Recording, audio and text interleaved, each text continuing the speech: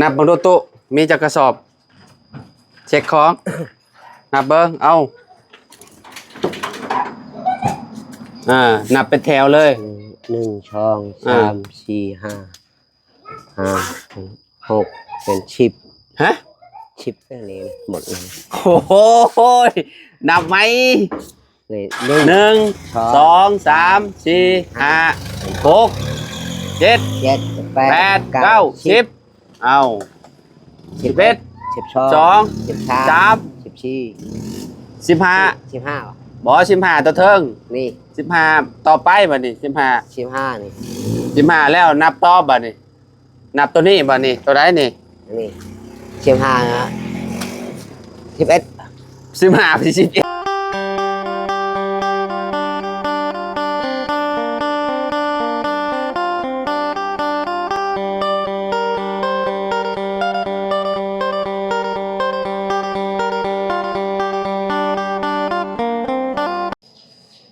กราบสบายดีพ่อแม่พี่น้อง FC เบิร์ดสุขุสุคนเนาะ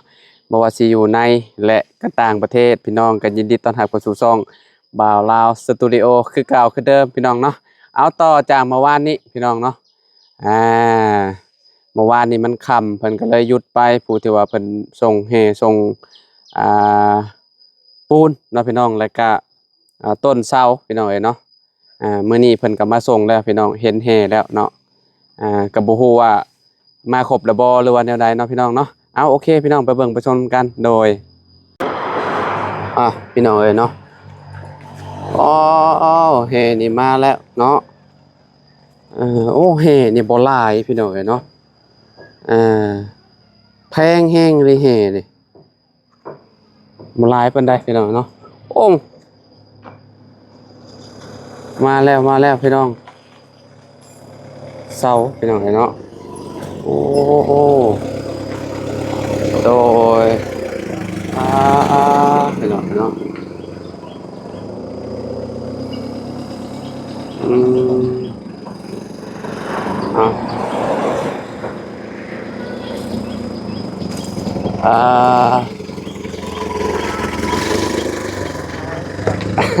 เลยไปหอดไซเด้เนาะ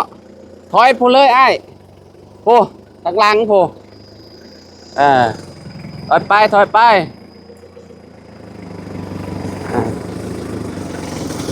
แป๊บนึงมันมีอันนั้นยัดเหยียบอันนั้นไอ้พาอันนั้นพาวิดนะ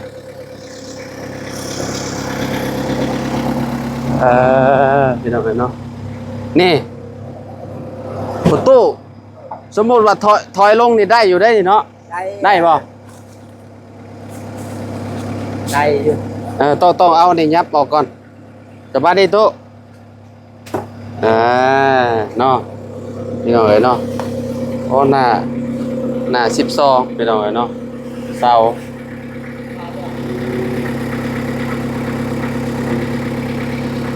2.5 เมตรเนาะ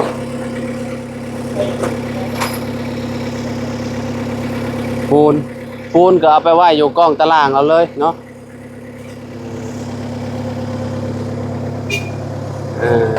ไปถอยไปอันนั้นเด้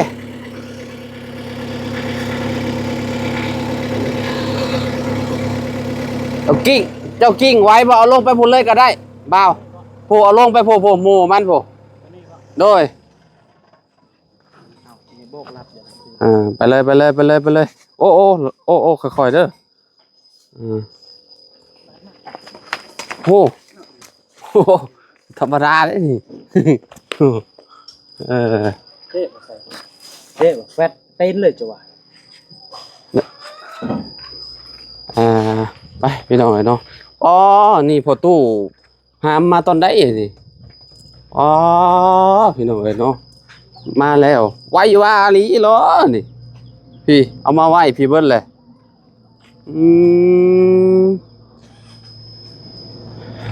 บ่โตเอาหนึ่งยัดบ่อันนี้ไผพากันกิ่งมาอันนี้กับพอชัยกว่าเฮาเจ้ากิ่งกับพ่อชัยกับพ่อเริ่ม2 คนบ่กับพอชัยบ่สมเจ้า2 คนสมเจ้าบ่ ป้าเพิ่นกิ่งมาจากพุ่นเลยเฮ็ดแต่จักโมงอันนี้ อันนี้ เฮ็ดแต่เช้าๆบ่บ่ เฮ็ดเช่านี่แล้ว อ๋อเอาถอยมาเลยถอยมาเลย เข้ากล้องตารางนี่โลดนี่ ได้บ่ นี่ได้ อืม เออ อ่าอ่า อ่าคอยมาคิดว่าซุมเพิ่นมาครบเลยพี่น้องเอ้ยเนาะประตูก็บ่เห็นว่าเสาอ่ะจักเสาอยู่ไสประตูอ่ะบ่เห็น บ่เห็นชักอะ บ่เห็นเลยตัวเนาะ ไว้ว่าฮอดคนบ้านสกีใหญ่พุ่น ไปฮอดพุ่นบ่อ้ายอืมเอาพี่น้องเอ้ยเนาะเสา4ต้นเนาะเสาห้องน้ำประตูพี่น้องเอ้ยเนาะเสาหน้า12พี่น้องเอ้ยเนาะ12ประมาณคืบหนึงบ่บ่ประมาณบ่ฮอดคืบเนาะพี่น้องว่าผิดพี่น้องเอ้ยเนาะหาแนวห้องในตู้หามีไม้บ่ให้เพิ่นห้องปูนน่ะเอาใส่หั่นบ่ ใช่อันนั้นเลย เวลานั้นเจ้าปกเมียนเด้อ โดย อันเวลาฝนตกอีหยังอย่ามันแข็งเด้เอาผ้าบัดเจ้าแล้วมาคุมเมียน ไว้หาปลูกอันนั้น โอ้นั่นเราก็ไปคุมเมียนพี่น้องเนาะ โดย โอ้คักพี่น้องเอ้ยเนาะเพิ่นย่านทรายเพิ่นไปน้ำน้ำเพิ่นเลยอันคุมเมียนพี่น้องเอ้ย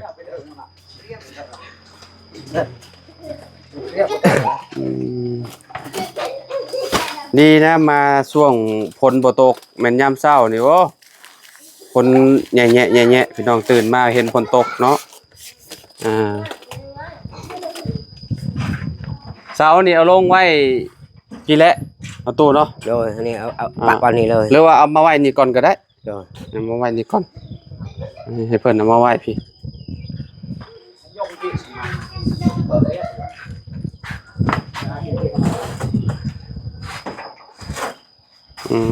เอาไปนอนไว้ปูนก่อนก็ได้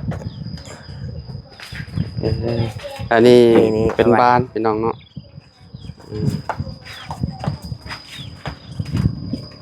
เอาพี่น้องเอ้ยเนาะอันนี้เอาเสาลงไว้พี่น้องเอ้ยเนาะ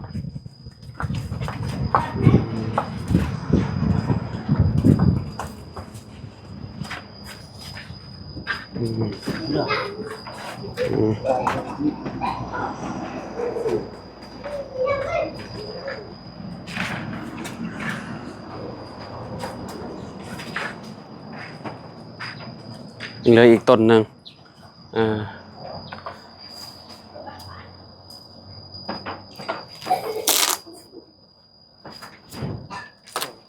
พี่น้องเอ้ยนะตอนนี้ก็ลงแล้วเนาะลงปูนพี่น้องเอ้ยเนาะประมาณ1 ตันพี่น้องหรือว่า1 ต้นเนาะบ้านหาห้อง1 ต้นตันหนึ่งก็มี20 กระสอบพี่น้องเอ้ยเนาะ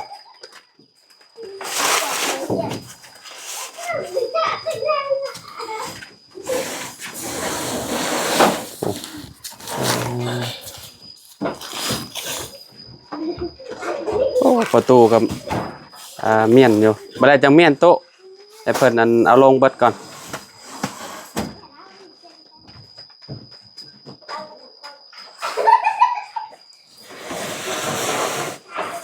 ซาวเปาปูนแดงพี่น้องเอ้ยเนาะเมื่อวานนี่รถพี่น้องเนาะรถที่ว่าเพิ่นส่งท่อนี่พี่น้องเนาะมัน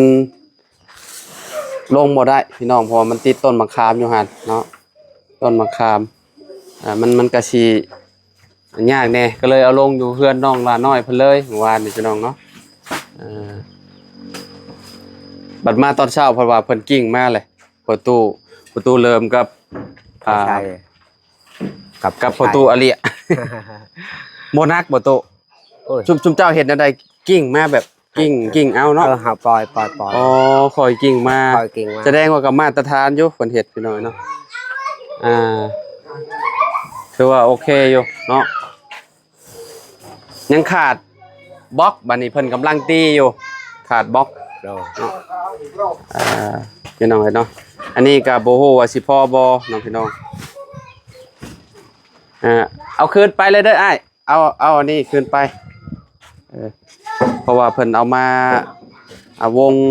80พี่น้องตัวนั้นผัด70เนาะเฮาสิไปเอาวงมาใหม่พี่น้องเนาะเอากลับคืนไปพี่น้องเพราะว่าอยู่ใกล้ๆนี่ใครแน่พี่น้องเนาะนับเบิ่งดูตุมีจักกระสอบเช็คของนับเบิ่งเอานับเป็นแถวเลย1 2 3 4 5 6เป็น10ฮะ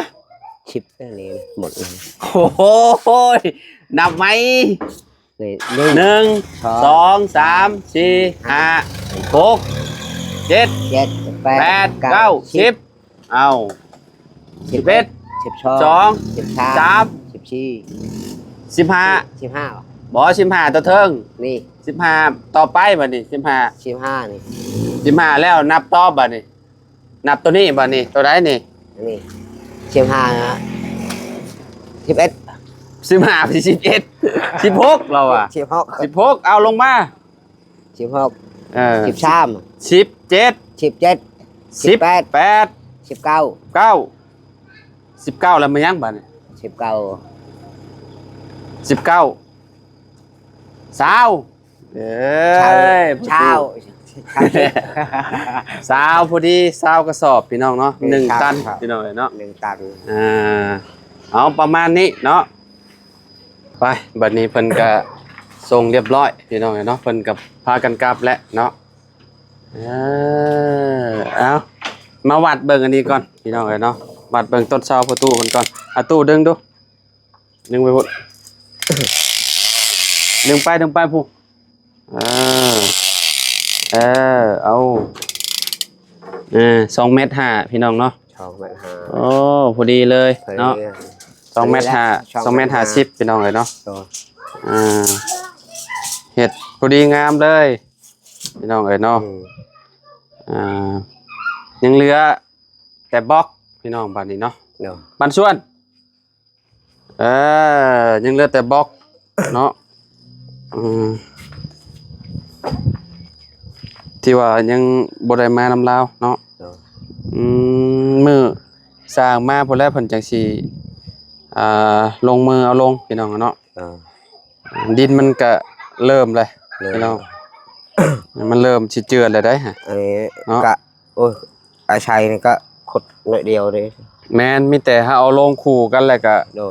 แป้งเอาบ่เลยเนาะแต่ว่าก็เนาะสุดยอดเลยประตูอเดียเฮ็ดนี่พูดเฮาเฮ็ดผู้เดียวเฮากับประตูชัยอยากไล่อยู่พุ่นเจ้าเฮ็ดผู้เดียวอยากไล่ไปบ่อยากไล่บ่แพ้มันบ่แพ้บ่ดูเข้าไปห้องพอชัยค่ะแสดงว่ามันก็แน่นหนาอยู่โดยเป็นเฮ็ดถือว่าโอเคนะพี่น้อง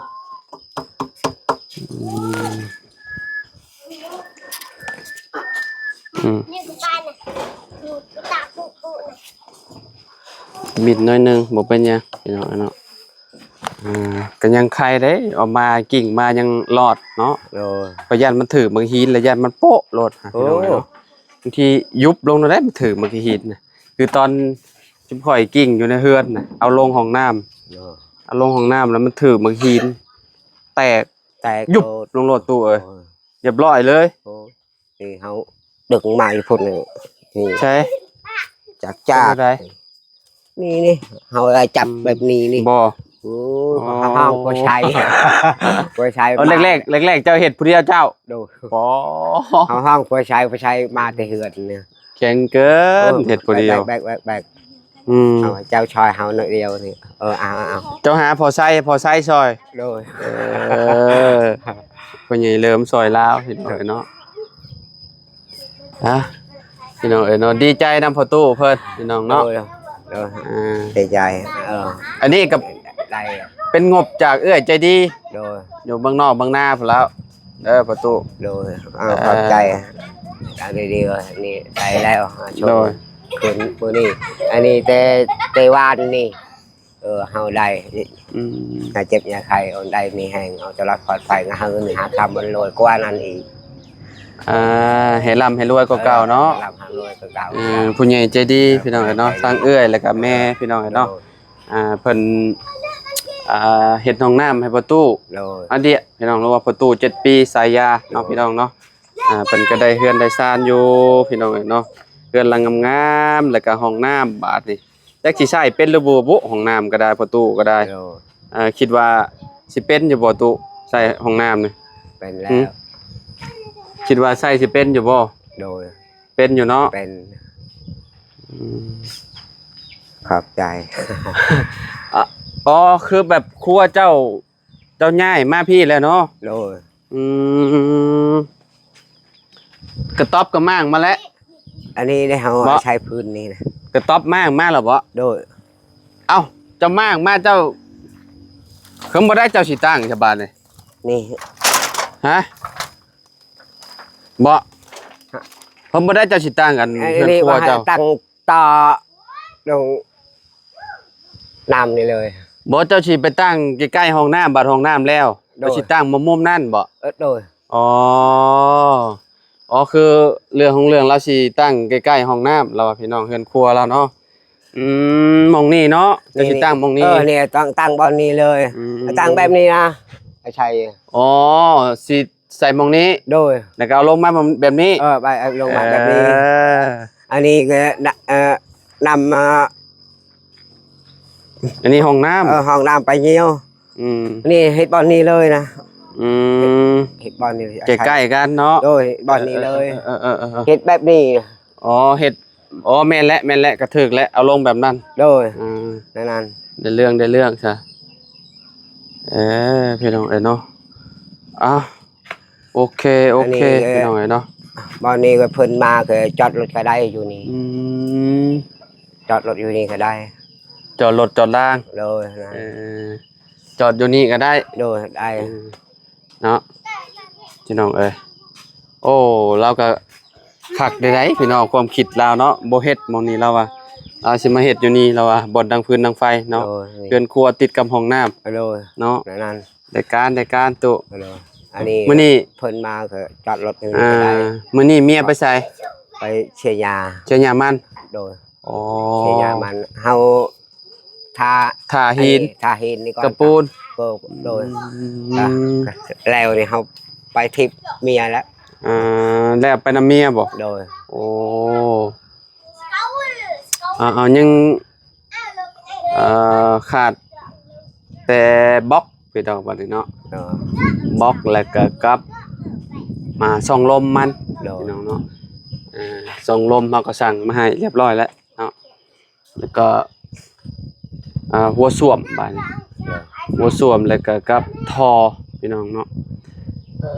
โอ้ ยังอยู่ เดี๋ยวเราไปหาซื้อมาให้เพิ่นพี่น้องเพราะว่าอยู่ในห้านทางทพนี่บ่มีพี่น้องผู้ที่ห้าน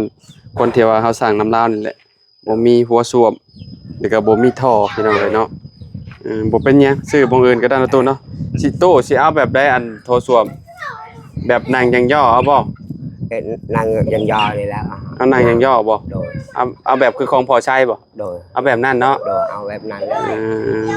งาม ถ้านั่งแบบนี้เด้ โดย นั้น โต๊ะตั้งก็มีได้ อ้าวคือมี โต๊ะตั้งแบบว่านั่งเลยฮะ โดย แบบว่าบ่ได้นั่งอย่างย่อได้แบบว่าโต๊ะนั่งเวลาเฮาเข้าห้องน้ำแล้วเฮานั่งเลย โดย แล้วก็สิมีโต๊ะคือของพอใช้นั่งอย่างย่อนี่ นางผู้ชายยังแต่ยังนี้ แม่นนั่งอย่างย่อน่ะเอาบ่แบบนั้นบ่ เอาแบบนำก็เอานะเป็น อืม นี่ยืนก็ว่าเขาจะได้ใช้ทอนำให้ได้ ฮะ ทอนำนี่ โทรนำใช้ นำแต่มาอยู่พุ่นเลย อืมบ่โทรนำบ่ เลย อ๋อจะต้องได้ง่ายเนาะ เลย อยู่เฮือนหลังเก่าเจ้าอยู่พุ่นบ่ เลย อ๋อนำประปาเราอยู่พุ่นพี่น้องเนาะ ปลาเลยนะใช้นำลงนี้เลย บัดเจ้าต่อ นี่ บ่ ต่อกับอันนี้คึกนี่ เอาน ต่ออยู่ไส ำนำนี่เด้ น้ำอยู่ไสของกระเจ้าของกระเจ้าอยู่นั่นนี่บ่ บ่พุ่นอยู่พุ่นนำเฮาแล้ว บ่สมมุติว่าเจ้ามาต่อนั่นนี่ได้บ่ ตอนนี้ได้เพิ่นให้ เพิ่นให้ต่ออยู่บ่ โดย เออ นี่ใกล้ๆนี่ว่า จากนี่ก็หลายร้อยเมตรอยู่เด้พี่น้องเนาะอ๋อจักเม็ดเด้ อันนี้อุ้ยกว่าได้ โอ้โห 50 70เด้ออันนี้ ประมาณนั่นแหละ นี่ ประมาณ60 เมตรผมจะว่าหลายร้อยเมตรบ่ใช่ เดาเอา โอ้เอาแต่พุ่นก็ หลายร้อยเมตรแล้วขอพุ่น อันนี้อาชัย โอ้มองนี่เนาะ เอาแต่มองนี่เฮาเว้าแล้วก็ให้เงินแต่เช่นหนึ่ง ฮะ ให้หมอนั้นเช่นหนึ่งอาชัยนี่เลย เงินแสนหนึ่ง โดยอาชัยเป็นท่อแล้วอาชัยอยู่พุ่น ท่อเจ้าสิเอาใช้ท่อเจ้าบ่นี่ คือเฮาคือบ่มี ฮะเด้ บ่มี ท่อบ่มีบาทนี่เห็นได้ซะ ให้ชุดอาชัยนี่เลย ท่อก็หลายเส้นเติบเลยผู้จาก เมื่อราคา จากอันห้องน้ำประตูบ่พี่แล้วก็มาต่อใส่มุงนี้ เลิกมองนี่ก็เพ้อได้บ่70 80อะไรนั้นแหละ เพิ่นจะต่อน้ำประปาเพิ่นพี่น้องเนาะประตูนี่ไผสิต่อให้เจ้าสมมุติว่าต่อ ตอนี่เอาคนเราก็เฮ็ดนี่แหละ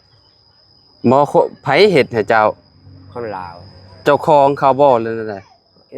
คลองอยู่พุ่นอยู่ชายแดนพุ่น อืม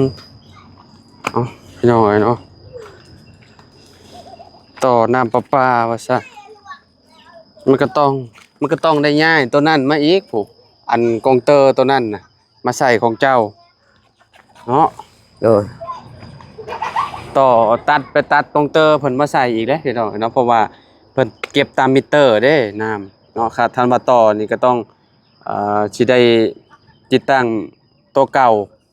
ตัดตัวเก่าออกแล้วก็มาต่อใส่ตัวใหม่มิเตอร์นะประตูเอ้ย นั้น มันใส่แบบ ตัดแต่นั่นก็ อ่า ครบอันนี้ก็ใช้เกาะอยู่นี่เลยเกาะมันนะ ใส่มิเตอร์อีกติหรือว่าต่อเอาน้ำพอใช้นี่ก็ได้ใกล้ๆนี่ย่างนี่ของลาวนี่เห็นใกล้ๆแล้ววะ จักว่าอะไรวาวกับมัน เห็นง่ายแล้ววะเออ เกิดกันว่า ต่อแล้วเจ้าก็บัดก็เจ้ามาเก็บน้ำเจ้าก็บอกเขาบัดเขามาเก็บเจ้าอยากง่ายน้ นั้น ำเจ้าอยากง่ายน้ำจากกระต๊อบตัวนั้นมาเฮือนเจ้าหั่นนะ ในนั้น ต้องบอกเพิ่นเนาะ ในนั้นแล้ว ถ้าต่อซีซัวก็บ่ได้ได้เพราะว่าเฮาบ่แม่นเจ้าของเด้เราต้องบอกเพิ่นตามนั้นแหละตู้ โดย โอเคใช่พี่น้องเนาะตอนนี้ก็จะขอโตวเลยเด้อพี่น้องเด้อเนาะจังได๋ก็ขอบคุณ เดี๋ยวขับใจ พ่อแม่พี่น้องเนาะประตูเนาะที่ติดตามและเป็นกำลังใจให้เด้อพี่น้องเด้อเนาะเอาสำหรับคลิปนี้เฮาก็พอตัวอเดียเนาะหรือว่าพอตัว7ปีขอโตวแล้วพี่น้องไว้พอกันใหม่ ขับใจเลย สบายดีเด้อ FC พี่น้อง